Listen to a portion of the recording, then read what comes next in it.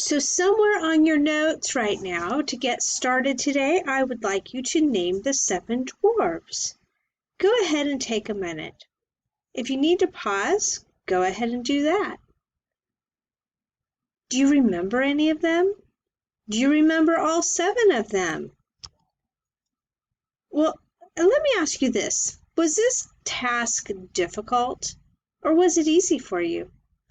What depended on what factors? Like, have you ever even seen the movie Snow White and the 7 Dwarfs? Did you like Disney movies? Maybe you don't even like Disney movies, and so you would never have watched this, let alone anything else from Disney. Or maybe you were a total Disney fanatic, and this is one of those movies you watched 12 bazillion times when you were 3 years old. How long ago did you watch the movie? And how loud were the people around you or what was going on in your house when you were trying to remember? That influences whether we're able to access our memories or not. Well, I know the suspense has been killing you, but here are the names of the 7 dwarfs. Sleepy, Dopey, Grumpy, Sneezy, Happy, Doc, and Bashful. As you may have guessed, the next topic we're going to examine is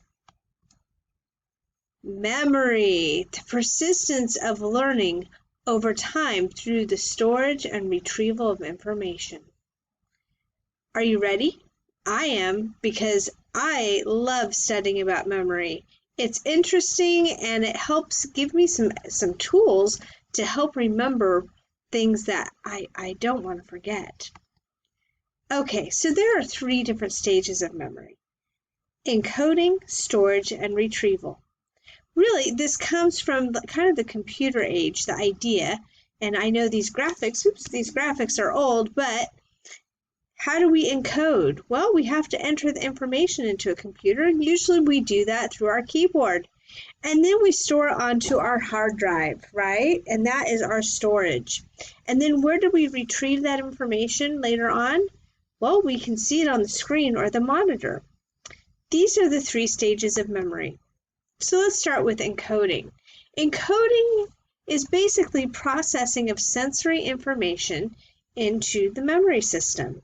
So again, on that computer, it would be typing in information and entering the information. But how about in everyday life? Let's say you go to a party and you meet some really cute person and you ask for their phone number. And they tell you, and you hear it, right?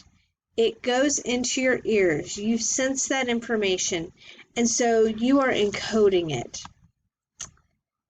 Then we put it into storage. We retain that information for some period of time.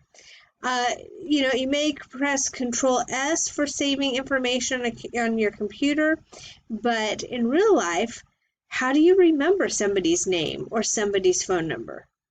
Maybe you repeat it over and over again. Maybe you go and write it down. But we try to commit these things to memory a lot, right? Well, then we try to retrieve it, recovering information from storage to be used. So again, finding your document and opening it up on your computer is the simplest way of doing that. But how about again in real life? Well, you see this person the next day, you call them by the wrong name, or you go to phone them and you're 1 number off. This would be a retrieval failure. So really fast, I want you don't have a person to pair share with, but I want you to go ahead and answer this question. Eldon has just finished his essay test and handed it in. As he walks out of the classroom, he realizes that there were a few more things he should have included in the essay. Eldon's problem is in the memory process of, is it retrieval? Is it storage? Is it encoding, retention, or maybe it's attention? Well, if you guessed retrieval, you were correct, because the reason is he had the information because he was able to retrieve it. It just got retrieved after the test. So we know it was encoded. We know it was stored. He just didn't retrieve it in the proper time. There are different memory models of memory, and so I'm going to actually have you read this in your textbook. It is section 6.3 through 6.5. There is a really fun kind of exercise if you want to do it. You don't get points for it, but it really kind of helps bring it into life. But the one thing that our chapter is looking at, the model, is information processing model, and that's what we're going to focus on in this lecture. A cognitive understanding of memory, emphasizing how information is changed and processed when it's encoded, stored, and retrieved. And this is just kind of a basic picture of it, but we're gonna get to each one of these individually. Sensory memory, short-term memory, and long-term memory. You ready? So let's start with sensory memory. So this is the first stage of memory. It's very brief, only seconds. And it's the point at which information enters the nervous system through the sensory system. There are two main ways that this occurs, and that is through what we call iconic memory and echoic memory. Iconic memory is, of course, visual sensory memory. It lasts literally a fraction of a second. There is eidetic imagery, which can last longer. If you've ever heard of somebody having a photographic memory, that is what they have. They have eidetic memory. Echoic memory is a brief memory of something a person has just heard. I will tell you, I struggle with echoic memory when somebody tells me their name. I've tried different tricks, but literally I feel like they tell it and it just leaves my head right away. However, if I see something, then I am much more able to remember it later on. Short-term memory then, so you sense the information and then it goes into short-term memory. We also call this working memory, and you'll come to understand why it is a working memory. The function of working memory or short-term memory is the conscious processing of information. It's where information is actively worked on. Now here's the capacity of this. It is very limited. It only holds 7 plus or minus 2 items. And its duration is really pretty brief. It's only about 30 seconds. So again, this is where that phone number comes in to play. Think about how many digits are in your phone number if you do not include your area code. There's 7, right? There is a reason, there's a method to the madness of that, because we know that your brain remembers 7 things pretty easily. And so most of you, when you were quite young, probably learned your phone number, or at least your parents' phone number. If they only had a cell phone, you learned that number. And it was pretty easy for you at that age because it really is 7 digits. Now, again, you go to that party and somebody tells you their phone number. How do you remember it? Well, usually you repeat it over and over and over again.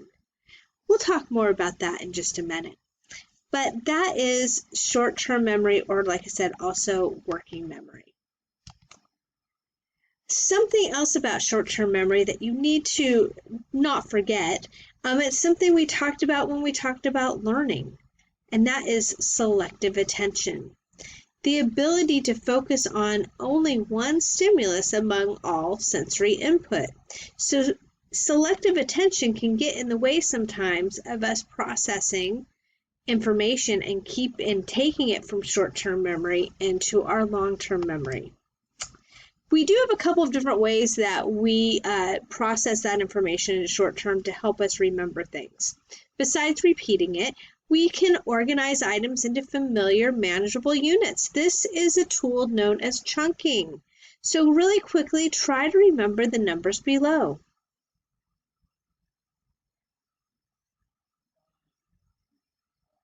Okay, so if you are well versed in American history, the chunks of numbers together and see if you can recall them better. 1776. What happened then? Well, we signed our Declaration of Independence. 1492, of course, Christopher Columbus sailed the ocean blue. In 1812, well, there was some war, And in 1941 is when we entered World War II through Pearl Harbor. Acronyms are another way of chunking information to remember it. So think about, I don't know if any of you have used any of these, but Holmes, Huron, Ontario, Michigan, Erie, and Superior. These are all Great Lakes. PEMDAS, parentheses, exponent, multiply, divide, add, subtract. Or you can also call it, please excuse my dear Aunt Sally. These are the order of operations.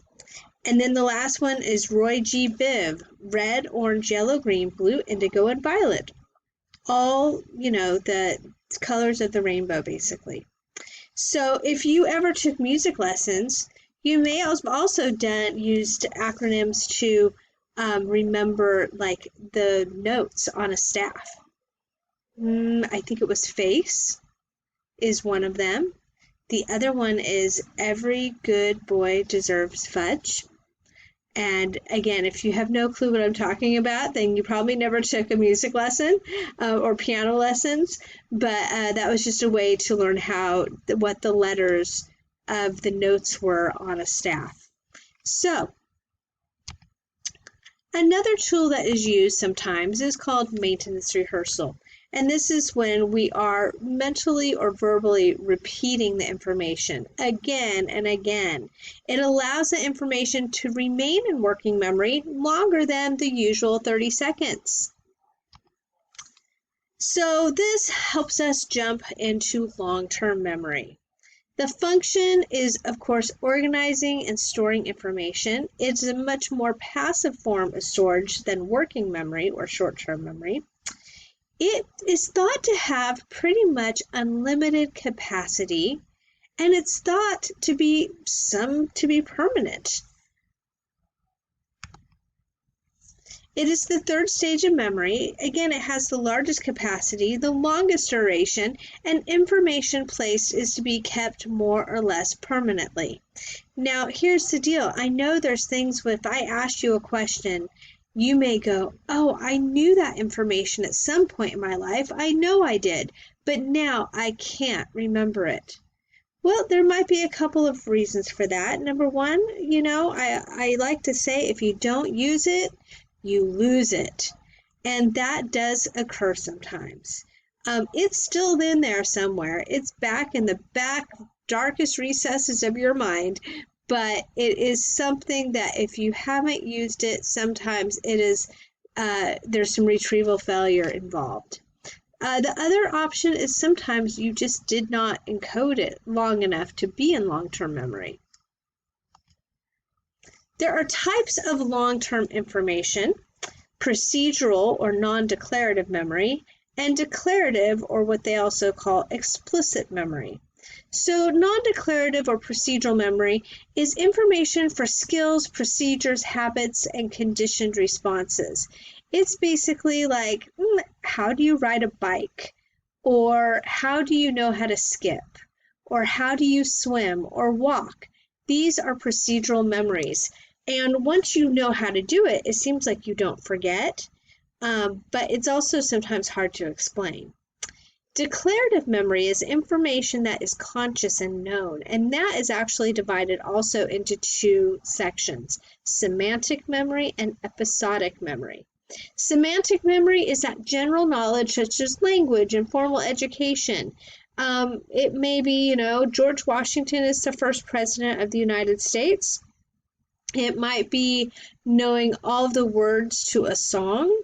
It could be all kinds of factual information. I know my kids love movies, and so they're always they'll read things online about different movies, and this is semantic memory because it's just information that they have gained over time. Episodic memory, though, is personal information that's not really readily available to others. It's really the episodes of your lives.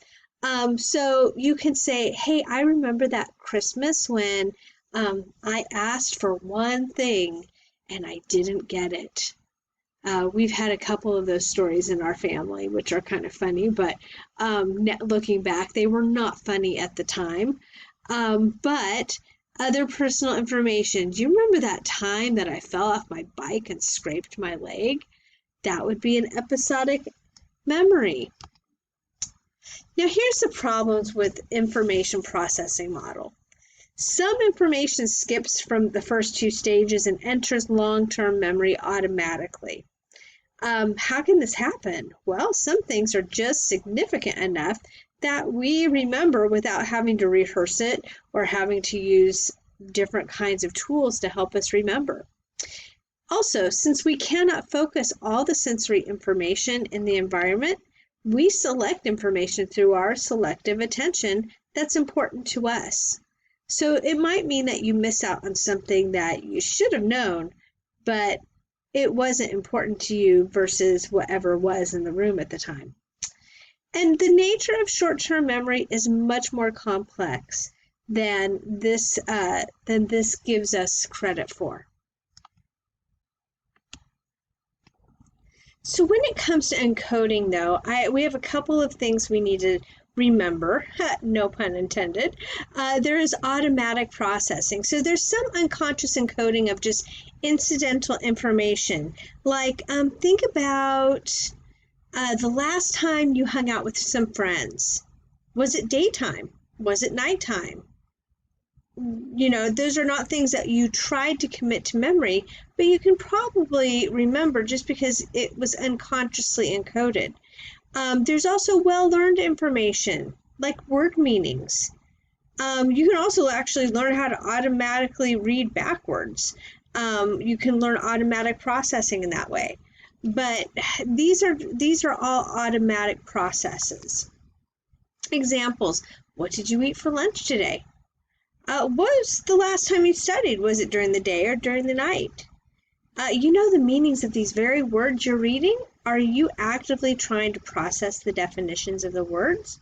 No, they just automatically are in your brain. There's also what we call effortful processing. And effortful processing really does require attention and conscious effort. And usually we do this through rehearsal, which is, of course, conscious repetition of information to maintain it in our consciousness and to encode it for storage. We can do this through elaborative rehearsal, which is transferring information by making the information meaningful in some way. So maybe you are trying to remember a bunch of terms, and you can and this is one reason I teach sometimes by telling stories, is because if I can make a terminology kind of meaningful in some way, it helps remember it. And so when you are putting into context the things we're talking about, that is elaborative rehearsal, and it helps you remember. Flashbulb memory is also another kind of memory. It's a unique and highly emotional moment that may give rise to a clear, strong, and persistent memory. However, this memory is not free from errors because a lot of times it is just based on your perspective of what happened. And the very last thing we're going to talk about, which I think is a really important concept, and that is spacing effect. The other term that we will use, I think it's on your quiz this week, is distributive rehearsal, which is basically being able to take breaks while you study over time, not cramming all at once and expecting to remember everything. So that is the first part of remembering or memory. We're going to now talk about retrieval and recovery of memory. And so look at the next slideshow, and there's actually a really awesome video I want you to be watching in the next section. So make sure you take some time to do that. It's very interesting. And so we'll see you in a little while.